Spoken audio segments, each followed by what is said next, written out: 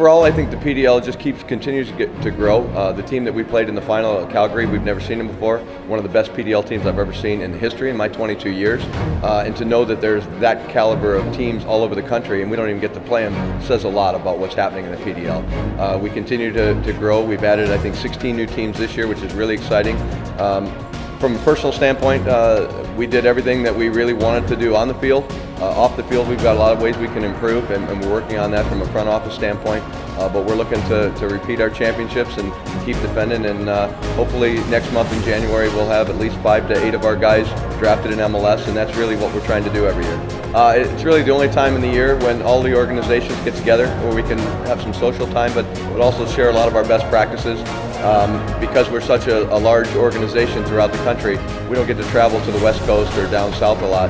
And so meeting a lot of these owners and executives and coaches and talk about what they're doing as far as putting butts in the seats and recruiting and things like that, it's just a fantastic 3 or 4 days to get together and share ideas. The evolution and the growth of the league has been great to see.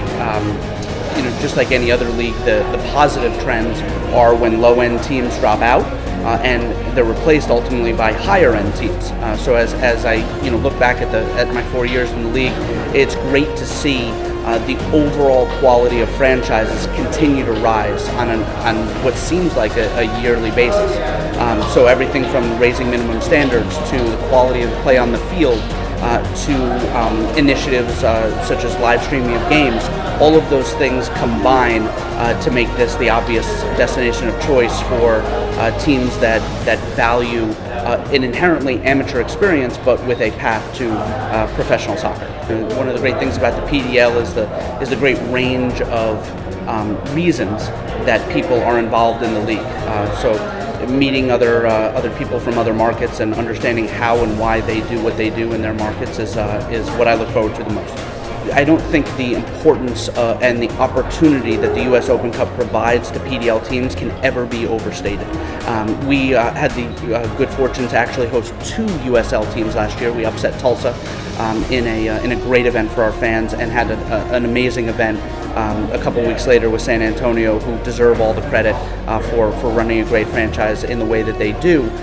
But our fans took to it, and I would continue to tell teams that are in any way unaware of the benefit that the Open Cup can provide their players and their franchise overall, that it is a unique opportunity in the U.S. soccer landscape, and one that should never be minimized at all. So we'll continue to be grateful every chance we have to participate in the Open Cup, either home or away, but preferably at home. Well, it was our first year in it, Aaron. We were so happy. We had a winning record. We spent so much time. I mean, it really is a 12-month process for us. We had to build a brand. We had to name a team. We had to design uniforms. We had to tell fans why they should be following us. And when all that was said and done, we had over 14,000 people watch us at home, and we could not have been more elated about all of that. And then yesterday, to receive what was really just an honor, the new franchise of the year for 2016 really topped it off. And to be here in Clearwater with all our colleagues from the PDL as we look forward to the next season, great things really do await.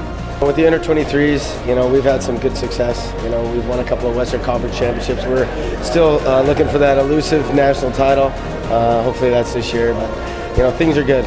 We've had between 50 and 60 guys sign pro contracts through our program, and that's what the PDL is all about. So it allows us to give our academy players, whether they're the 18s or the 16s, the ones that are really standing out, an opportunity to play in a more professional environment with some older players, get them accustomed to more physical nature of the game or whatnot. But then also allows us to mix our alumni into the program as well as they come back from college, to stay sharp.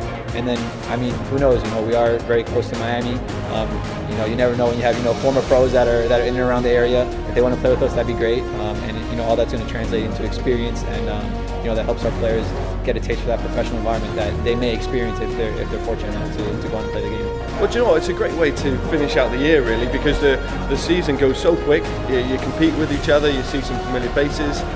Like we started with a mini pre-season when we played Winnipeg and Thunder Bay Chill, so they're out of our conference, but we created just a 3-way Canadian one, and then you come here and see all your league conference members and the teams you'd have met in playoffs, and you get to relive things all over. So it's a great way to reconnect.